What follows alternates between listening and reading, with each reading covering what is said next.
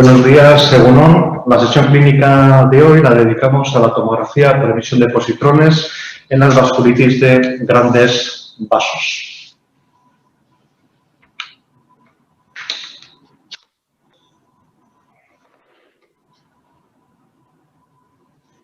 Pues no me deja pasar.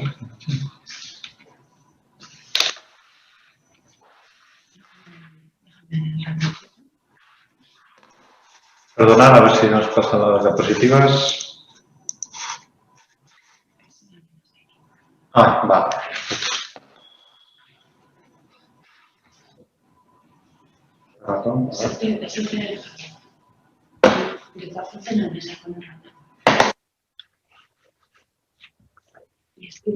A ver.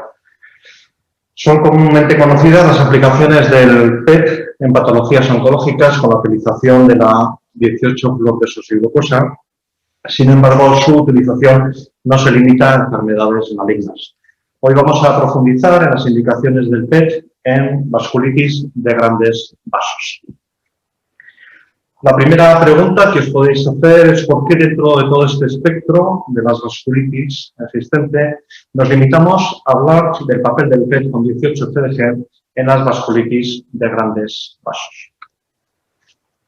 Esto es debido a la limitada resolución espacial de los equipos PET. Este límite de resolución espacial, con un umbral en torno a los 6 milímetros, solo nos permite estudiar vasculitis que afecten a vasos de gran tamaño. Nuestro campo de actuación con la tecnología PET actualmente existente se centra en dos entidades. En primer lugar, en la arteritis de células gigantes, también conocida como arteritis de la temporal o arteritis de Thornton, y en la arteritis de Takayasu, dos vasculitis de grandes vasos. Estas dos enfermedades, la arteritis de célula gigante y la arteritis de Takayasu, son dos entidades de similar histología, una panarteritis no necrotizante, que se diferencian en el perfil de edad y sexo de aparición, en el predominio étnico asiático en la arteritis de Takayasu y en la afectación de vasos craneales en la arteritis de células gigantes. Histológicamente se produce una inflamación de la pared vascular que genera fenómenos de dilatación con la posibilidad de desarrollo de aneurismas, también estenosis con posibilidad de eventos isquémicos o la presencia de oclusiones vasculares con infartos tisulares. Por todo ello, estamos obligados a realizar un diagnóstico y un tratamiento precoz para disminuir la mortalidad de estas entidades. En el desarrollo de la exposición me he basado en dos guías europeas que pongo a disposición de los que estén interesados, las cargaremos adjuntas a la propia presentación. La primera es la guía de la Asociación Europea de Medicina Nuclear, que hace más hincapié en el procedimiento específicamente PET y en su interpretación.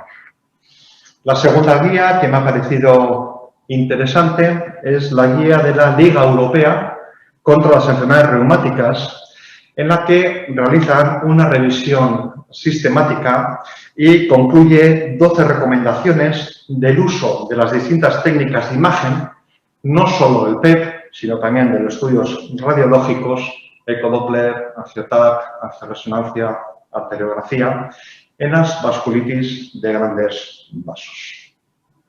Como podéis ver en el lado derecho de la diapositiva, estas recomendaciones tienen distintos niveles de evidencia, desde un nivel 1, que corresponde a un alto grado de evidencia científica, a un nivel más bajo, como es el caso de los etiquetados como de puntuación 5.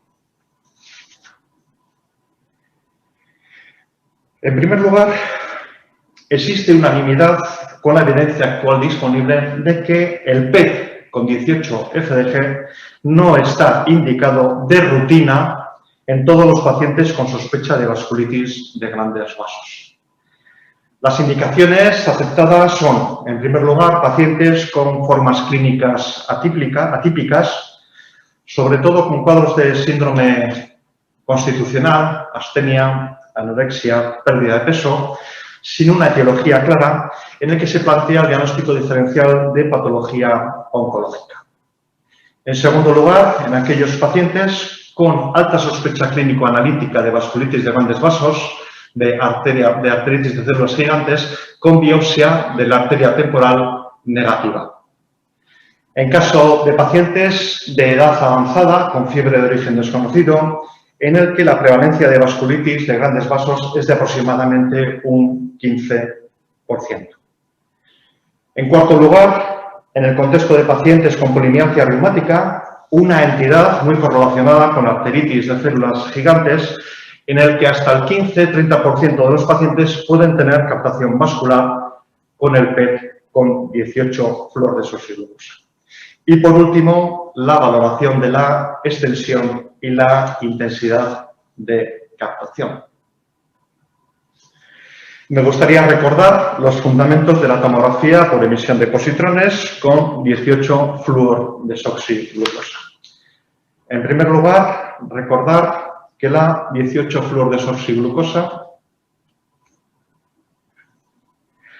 nos informa del metabolismo glucídico celular tras introducir un emisor de positrones, en este caso el flúor 18, en la posición del carbono 2 de la molécula de glucosa. Como ya sabéis, no solo las células malignas tienen gran avidez por el consumo de glucosa, también células inflamatorias activadas, como los leucocitos, los macrófagos, incrementan su metabolismo glucídico. Esto hace, como ya sabéis, que esta exploración sea muy sensible para detectar patología oncológica, inflamatoria, infecciosa, autoinmune, pero a su vez tiene una limitada especificidad, con una elevada tasa de falsos positivos cuando la indicación no es adecuada. Es muy importante, es fundamental, una correcta preparación del paciente, sobre todo con el control glucémico. En la propia intranet de la OSI Araba, como os pongo en la diapositiva, disponéis todas las recomendaciones previas y posteriores a la realización de la prueba, haciendo, como os digo, mucho hincapié en un buen control glucémico para una adecuada interpretación de la exploración. El proceso, el día de la exploración, es largo, muy largo. Comprende la recepción del paciente con la correcta identificación del mismo, la medición del peso, la talla, la glucemia, la colocación de una vía intravenosa e inyección del radiofármaco y un tiempo de espera de unos 90 minutos en un box plomado especial. En estos 90 minutos lo que hacemos es permitir la correcta distribución corporal de la 18 fluordesoxiglucosa y poder tener una mejor visualización de las captaciones patológicas. Por último, obtenemos las imágenes en el equipo PET-TAC.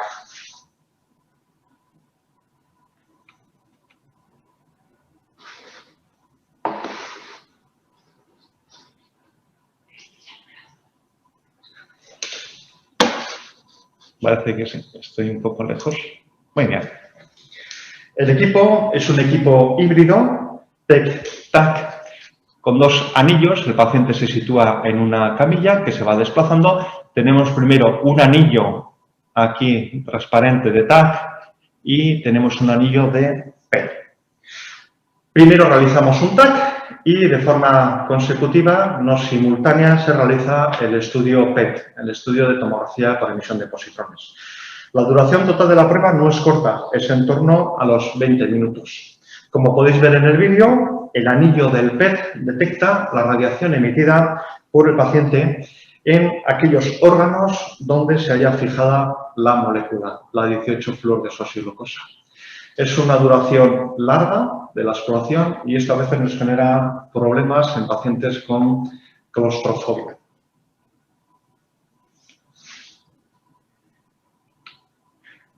Tras la adquisición, realizamos la imagen PET que hay que analizar. Aquí podemos ver un corte coronal captación en la base del tejido cerebral, captación fisiológica en hígado, captación fisiológica en bazo, actividad en pool vascular. Estos focos de intensa hipercaptación corresponden a eliminación fisiológica de la molécula por vía renal. Como ya sabéis, esto no nos permite una adecuada valoración de patología renal-urinaria y acúmulo de fluorodesoxiglucosa en la orina. Posteriormente, también tenemos que analizar la imagen TAC. Y en la actualidad, en nuestro servicio, con la colaboración del servicio de radiología, hasta en un 40%, casi la mitad de nuestros pacientes, el estudio TAC se hace de forma diagnóstica. Quiere decir, una adquisición de características diagnósticas con contraste intravenoso. Y emitimos un informe clínico conjunto de las lesiones estructurales y metabólicas con el servicio de radiología. Esto supone una coordinación, más complejidad, pero creemos que redunda en un beneficio para la interpretación de los dos estudios de forma integrada. La vida media de la 18-fluorodesoxiglucosa no llega a las 2 horas y nosotros no disponemos de un ciclotrón de producción. Esto me gustaría que quedase claro. Este radiofármaco se tiene que sintetizar y pasar los controles de calidad de forma diaria en ciclotrones externos al servicio, incluso externos, en algunos casos, a la propia comunidad autónoma, con una vida media del producto muy corta. Nosotros, en el servicio, no disponemos de un stock de almacenamiento. Las dosis recepcionadas hay que pedirlas el día anterior y son dosis ajustadas al peso del paciente. A veces nos llamáis y nos preguntáis, ¿por qué no podéis hacer el PETO de este paciente que me corre mucha prisa? ¿Por qué? Porque no disponemos de la 18-fluorodesoxiglucosa, por la ocupación programada del equipo con ajustes de tiempo y, fundamentalmente, por la necesidad de preparación del paciente. También nos llamáis y nos preguntáis, ¿estará el informe para mañana? Tener en cuenta que tanto el procesado como la interpretación de las imágenes PET-TAC es complejo y nos tenemos que coordinar con los compañeros de radiología. Os invitamos a todos los que queráis a contactar con nosotros si queréis visitar, conocer el servicio, conocer el procedimiento o el equipamiento. La fragilidad del circuito es alta.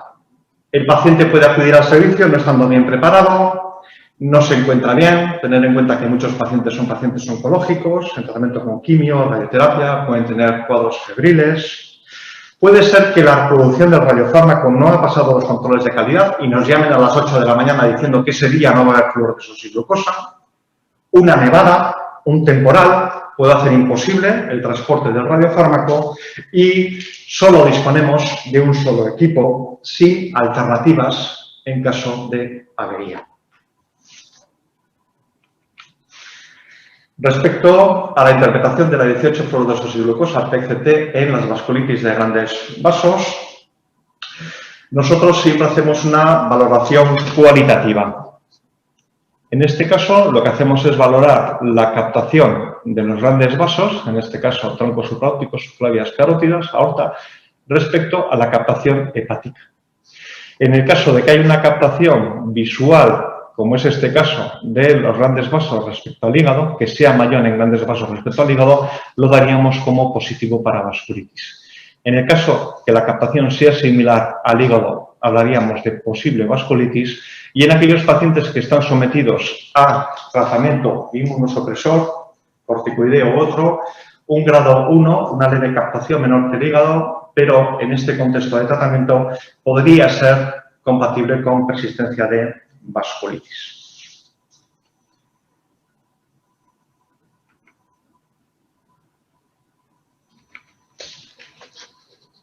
Ahí. La captación en las imágenes PET tiene que ser una captación de morfología lineal circunferencial. Fijaros en esta imagen, un estudio de corte transaxial a nivel torácico, como vemos una captación en la pared aórtica de la aorta torácica ascendente y una captación también en la pared de la aorta torácica descendente. La zona más hipocaptante en su interior corresponde a la luz vascular. Tanto en los cortes coronales como sagitales podemos evidenciar una captación lineal que afecta a la pared de la aorta.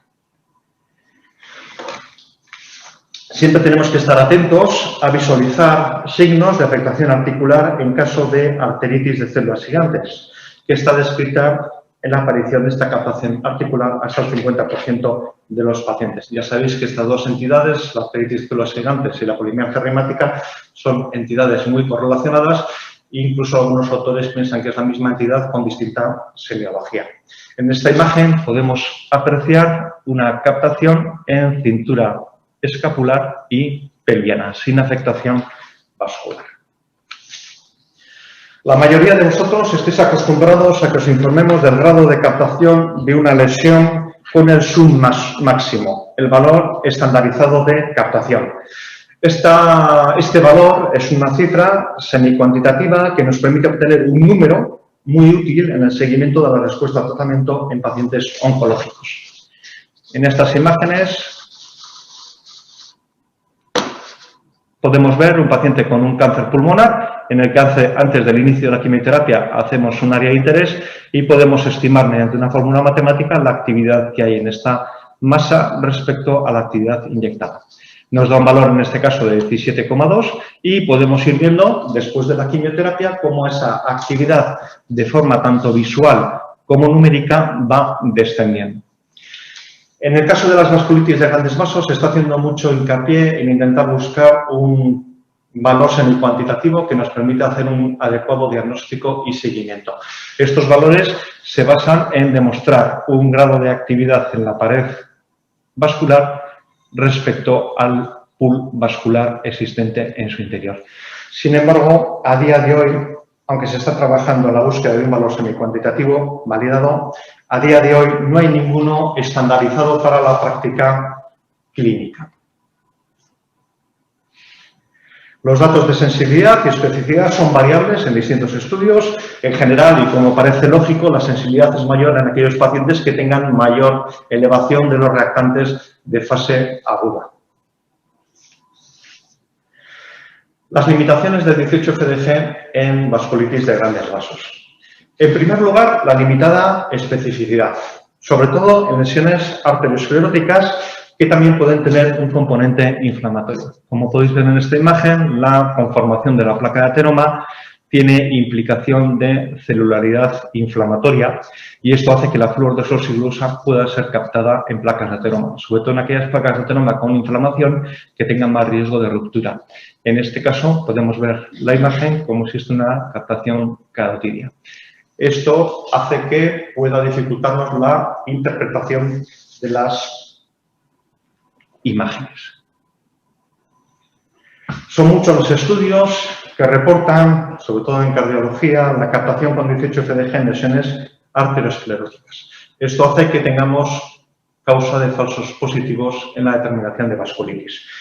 ¿Cómo podríamos hacer un diagnóstico diferencial por la imagen? En primer lugar, porque en la aterosclerosis la captación es más parcheada, mientras que en las vasculitis de grandes vasos es más lineal, más homogénea, más difusa, aunque también sabéis que las vasculitis de grandes vasos pueden tener una afectación focal o más segmentaria. Y en segundo lugar, porque disponemos de una imagen TAC, una imagen de radiología estructural, en el que podemos correlacionar si esa captación se puede corresponder con alguna zona de calcificaciones, dislocaciones vasculares. Otra de las limitaciones es el tratamiento corticoideo o inmunosupresor que puede afectar precozmente a la captación vascular con 18-FDG. En primer lugar, como ya sabéis todos, no tenemos que retrasar el inicio del tratamiento inmunosupresor en un paciente con alta sospecha de vasculitis de grandes vasos, porque sabéis que tienen complicaciones isquémicas que pueden ser graves. Por lo tanto, nunca esperaremos el resultado de un estudio radiológico PET para iniciar el tratamiento en pacientes con alta sospecha. Sí que es verdad que se suele recomendar realizar el PET dentro de los 3-7 días después del inicio de los glucocorticoides o los inmunosupresores, ya que realizarlo más posteriormente a estos días genera una importante disminución de los valores de sensibilidad de la prueba. En cuanto a otras limitaciones son la resolución espacial del equipo PET, que hemos comentado anteriormente. En segundo lugar, el artefacto que podemos tener por actividad cortical cerebral, captación fisiológica neuronal, que nos puede dificultar la valoración de las arterias temporales. Y, por último, el efecto de volumen parcial. Es un efecto muy conocido en estudios tomográficos de medicina nuclear, por el que en lesiones pequeñas se puede infraestimar su grado de captación al realizar modelos de medición semicuantitativos.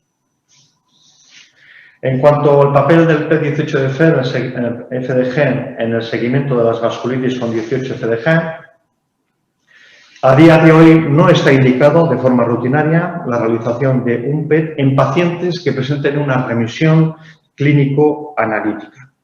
Sí estaría indicado en caso de sospechas de recaída y tener en cuenta que en aquellos casos, en aquellos pacientes que exista daño estructural, dilataciones, estenosis, afectación valvular de la válvula aórtica, estaría indicado no la realización de un PET, sino de estudios radiológicos estructurales de seguimiento. Vamos a ver si os parece algún caso clínico.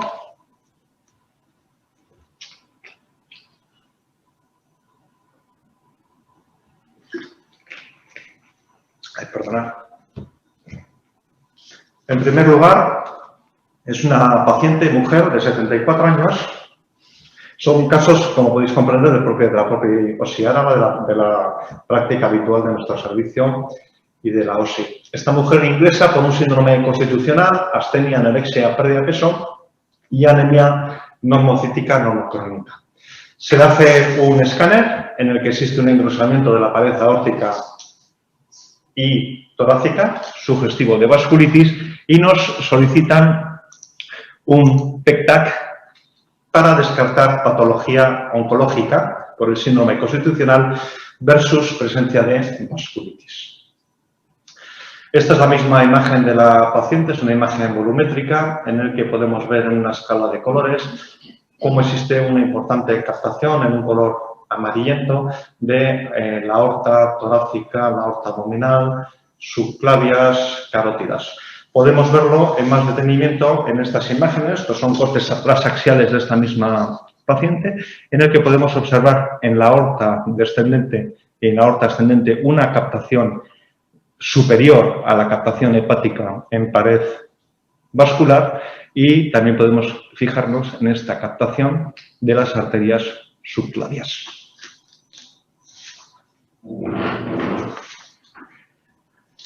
En estos cortes coronales también se ve de forma muy evidente la captación a nivel de las subclavias, a nivel de carótidas, aorta abdominal, y para la valoración de la aorta son muy buenas los cortes sagitales, en el que fijaros cómo vemos esta captación de forma difusa en la aorta. En este caso se realizó al paciente una biopsia de la arteria temporal con resultado positivo para arteritis de células gigantes. Otro paciente es un paciente varón de 72 años que ingresa con un cuadro febril. Dentro de los antecedentes del paciente era una fibrilación auricular, estaba anticoagulado y ya estaba diagnosticado de una arteritis de células gigantes, con una biopsia de la arteria temporal positiva. Y la verdad es que tenía un buen control con tratamiento inmunosupresor. En la analítica se evidenciaba leucocitosis e incremento de reactantes de fase aguda. También tenía una bacteriemia por Staphylococcus aureus meticilin-sensible. ¿Por qué nos piden un PET-TAC? En este caso el TAC es diagnóstico. Se solicitó un estudio híbrido estructural radiológico con contraste intravenoso y un estudio metabólico funcional con PET con 18FDG. Con dos preguntas: búsqueda de foco infeccioso y ver actividad de la vasculitis. En la imagen volumétrica podemos objetivar un importante incremento de la captación con 18FDG en la zona del hombro izquierdo y no evidenciamos signos de captación vascular ni en aorta torácica, ni abdominal, ni subclavias. Perdonad, pero a veces estas cosas del directo... Bueno, vamos a ver unos cortes. Aquí podéis ver un corte transaxial del TAC y un corte de fusión del PET y el TAC transaxial. Se evidencia ese incremento de la captación tan intenso en el hombro izquierdo, corresponde en el escáner con accesos en territorio muscular. En este caso, el paciente tenía el cuadro febril con un foco infeccioso de bacteriemia en musculatura, en tejidos blandos, pero no tenía un incremento de la captación en grandes vasos, por lo tanto la vasculitis estaba bien controlada y no se estaba solapando al cuadro febril. El COVID-19 se ha colado en nuestra actividad diaria y tampoco las vasculitis se han librado de este virus. Existen muchas publicaciones, pero sin demasiada evidencia. Sí que se está intuyendo que en el contexto de la pandemia COVID hay dos problemas en relación con la vasculitis. En primer lugar, el retraso en el diagnóstico de las vasculitis por el solapamiento de la clínica y las alteraciones analíticas tanto en pacientes con síndrome COVID agudo como en pacientes con vasculitis de grandes vasos.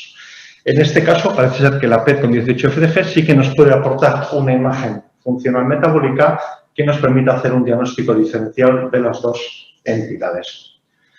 También hay algunos estudios en el que se objetiva que cuando se incrementa la incidencia de los casos COVID-19, se produce también un incremento en el diagnóstico de vasculitis de grandes vasos.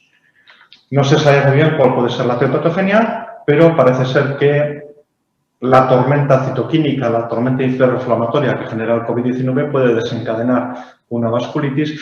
El estrés generado en el paciente por su respuesta inmunológica también lo puede favorecer, pero todos estos datos, como en otros campos de la patología COVID, todavía son datos preliminares. El futuro, creemos que la incorporación paulatina de nuevos equipos híbridos PET con resonancia magnética nuclear van a potenciar las indicaciones del PET en vasculitis.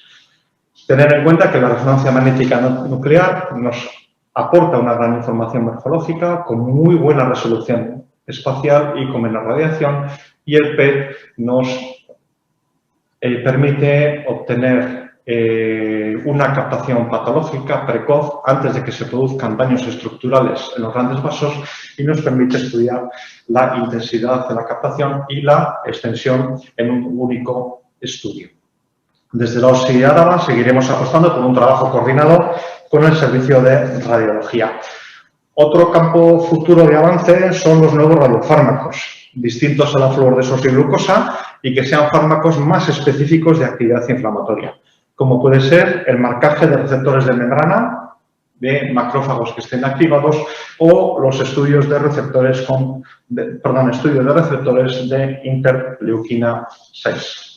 Para finalizar la sesión y antes de empezar el turno de preguntas, las conclusiones que podemos sacar es que no existe demasiada evidencia disponible en vasculitis de grandes vasos y estudios de imagen respecto al PET. Parece ser que las indicaciones son aquellos pacientes con formas clínicas atípicas, hemos comentado antes sobre todo síndromes constitucionales que nos obligan a hacer el diagnóstico diferencial con patología oncológica, aquellos pacientes con alta sospecha clínica analítica de arteritis de células gigantes, pero con biopsia de arteria temporal y ecodoppler negativos, y en pacientes con polimialgia reumática con sospecha de afectación vascular. Todavía no está definido su valor en el pronóstico, seguimiento y respuesta al tratamiento y, como siempre, hay que valorar individualmente con cada paciente qué alternativas de estudios de imagen nos aportan una mayor información con menor dosis de radiación y a un menor coste. Eskerrik asko.